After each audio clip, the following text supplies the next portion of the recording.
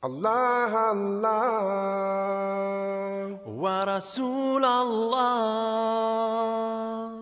Allah Allah wa Habib Allah. Allah, Allah, nous implorons ton aide, car sans ton aide nous sommes tous égarés. Allah, Allah, apprends-nous à aimer, car sans ton amour tout est empoisonné. Allah. أعوذ بالله السميع العليم من الشيطان الرجيم بسم الله الرحمن الرحيم حمدا كثيرا طيبا مباركا فيه. Mon frère, ma soeur bien-aimée dans la foi islamique, Assalamu alaikum wa rahmatullahi wa barakatuhu. Alhamdulillahi Rabbil Alamin. Dans quelques instants, nous serons dans le mois béni de Ramadan, le mois que plus de milliards de musulmans attendent, le mois que beaucoup de musulmans ont fait des invocations pour pouvoir y arriver, parce que il n'est pas rare de voir que des gens étaient avec nous au Ramadan passé et qui ne seront pas avec nous ce présent Ramadan. Donc, alhamdulillah, si vous êtes toujours en vie, c'est le fait qu'Allah subhanahu wa ta'ala a exaucé vos invocations. Donc, mon frère, ma soeur en islam, beaucoup se posent la question comment se préparer pour le mois béni du Ramadan. Et dans ça, beaucoup s'adonnent à des achats donc de vivres, à des achats donc de ceci, de cela. C'est bien. Mon frère, ma soeur en islam, la préparation ne se limite pas seulement à la question physique, à la question de subsistance.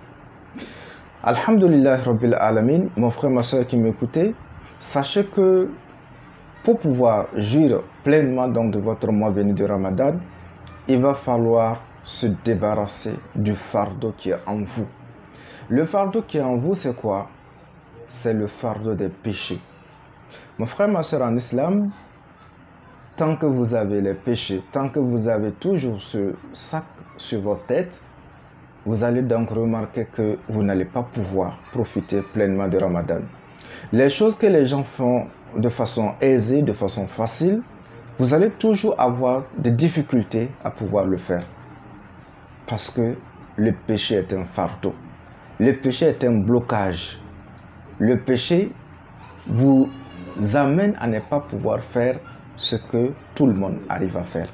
Donc, mon frère, ma soeur en islam, arrête-toi un instant et demande à Allah subhanahu wa ta'ala de te pardonner de tous tes péchés.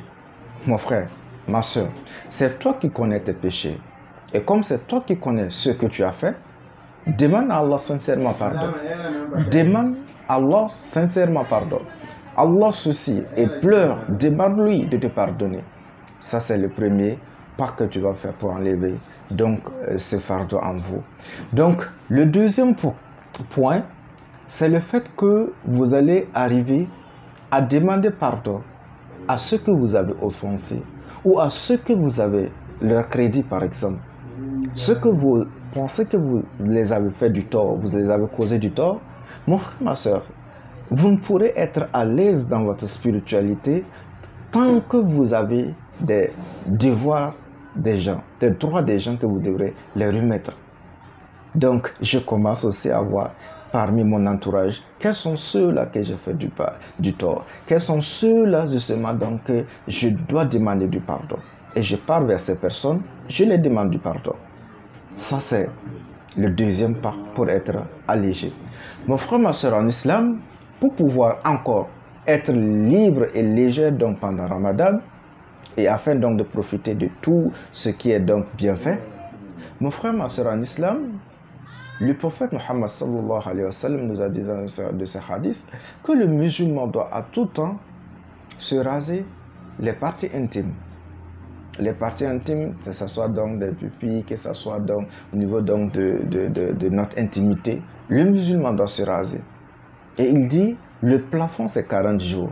Mon frère, ma soeur en islam, depuis quand vous avez donc rasé donc ces parties intimes? La philosophie donc qui est dans le fait de raser les parties intimes, c'est de vous rendre légère, c'est de vous rendre simple, c'est de vous rendre l'esprit tranquille.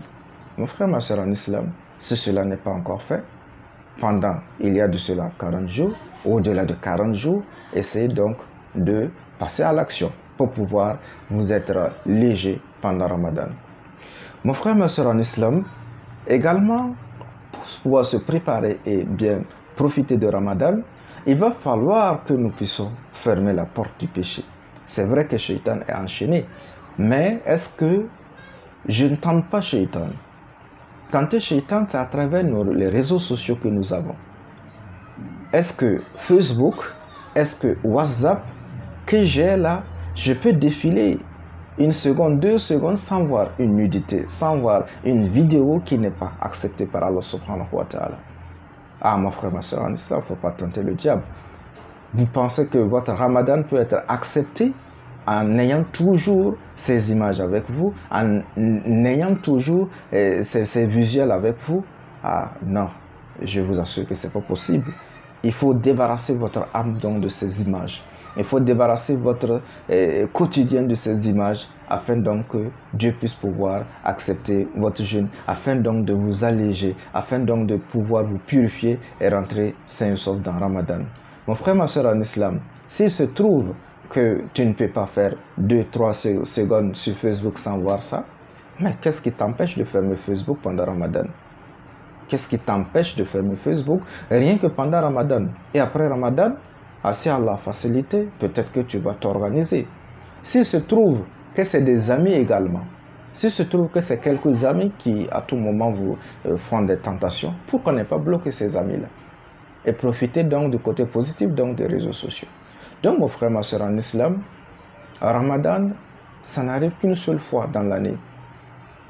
Et il va falloir que nous puissions profiter pleinement de ce Ramadan-là. Parce que ça peut être notre dernier Ramadan, on ne le sait pas. Et comme on ne le sait pas, on va miser, on va faire le paquet afin donc de pouvoir profiter pleinement. Inch'Allah, ça c'est un avant-numéro de notre chronique Ramadan que nous faisons donc chaque année. Et Inch'Allah, on se donne rendez-vous pour le premier numéro donc de chronique Ramadan avec Oustaz Abdou Nasser Nikiama. Sur ce, assalamu alaikum wa rahmatullahi wa barakatuh.